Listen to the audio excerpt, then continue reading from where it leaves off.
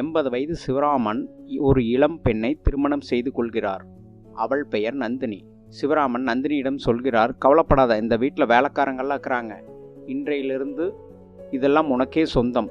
நந்தினி ஆச்சரியத்துடன் சொல்கிறாள், இவ்வளவு பெரிய வீட்டுக்கு நானே எஜமானியா? பிறகு எனக்கு ஒரு குவாலை தண்ணீர் தருவீர்களா?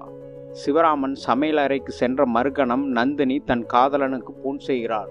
காதலன் பெயர் கார்த்திக். எல்லாம் ரெடி, நான் சொன்ன முகவரிக்கு சீக்கிரம் வா. சிவராமன் தண்ணீருடன் திரும்புகிறார். அன்புடன் நந்தினியிடம் கொடுக்கிறார். நந்தினி பொய் புன்னகை செய்கிறாள். சிறிது நேரத்தில் கார்த்திக் அங்கே வருகிறான். அவன் கண்களில் ஆச்சரியம், அதிர்ச்சி. இந்த முதியவரை கல்யாணம் பண்ண? நந்தினி சீறுகிறாள். ஏன் முதியவர் என அழைக்கிறாய்? அவர்தான் என் கணவர், அவர்தான் என் தெய்வம். நீ ஏன் இங்க வந்தாய்? சிவராமன் இது என்ன என்று கேட்க நந்தினி பொய் சொல்கிறாள். இவன் என்னை விடாமல் தொடர்ந்து வந்தான். என்னை திருமணம் செய்து கொள்ள விரும்பினான். ஆனால் நான் மாட்டேன் என்று சொல்லிவிட்டேன். ஆதலால் இங்கே தேடி வந்துள்ளான். கார்த்திக் சொல்கிறான், நீ திருமணம் செய்து உண்மை என்றால் இந்த பத்திரத்தில் கையெழுத்து போட்டு கொடுங்கள். அப்புறம் உங்களை நான் தொந்தரவு செய்ய மாட்டேன். நந்தினியும் சிவராமனும் அந்த பத்திரத்தில் கையெழுத்து போடுகிறார்கள்.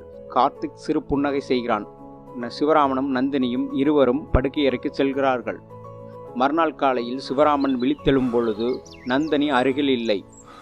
வீடு முழுக்க தேடியும் காணவில்லை. உடனே அவர் வழக்கறிஞருக்கு போன் செய்கிறார். பிறகு அலமாரியை திறக்கிறார். காலி. பணம் இல்லை, நகை இல்லை, நிலப்பத்திரங்கள் எதுவும் இல்லை. சிவராமன் தரையில் அமர்ந்து கையால் தன் முகத்தை மூடி அழுகிறார். எனக்கு என்னதான் நடந்தது? திடீரென அவரது வழக்கறிஞர் ராஜேந்திரன் வருகிறார். கையில் பழுப்பு நிற ஃபைல் ஒன்றை வைத்துள்ளார். சார், கவலைப்படாதீங்க, பார்த்துக்கலாம். சிவராமன் மெதுவாக எழுந்து கண்ணீரை தொடத்து சிரிக்கிறார். நந்தினி எடுத்துட்டு போன பத்திரங்கள் அனைத்தும் போலியானவை. உண்மையான சொத்துக்கள் என் மகன் அருணிடம் இருக்கிறது. அதே நேரம் சாலையில் காவல்துறை நந்தினியும் கார்த்திக்கும் கைது செய்கிறது.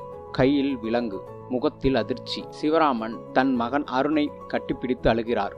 பிறகு, மகனே, இனி நீதான் இந்த சொத்துக்களுக்கெல்லாம் பொறுப்பாளி. அருண் கண்ணீருடன், அப்பா, நீங்க பெரிய சிங்கமாப்பா என்று கூறுகிறார். வயதை வைத்து யாரை முட்டாளாக்க நினைக்காதீர்கள். ஒவ்வொரு முதியவருக்குள்ளும் ஒரு சிங்கம் இருக்கிறது. இந்த கதை பிடித்திருந்தால் லைக் பண்ணுங்க, ஷேர் பண்ணுங்க, சப்ஸ்கிரைப் பண்ணுங்க.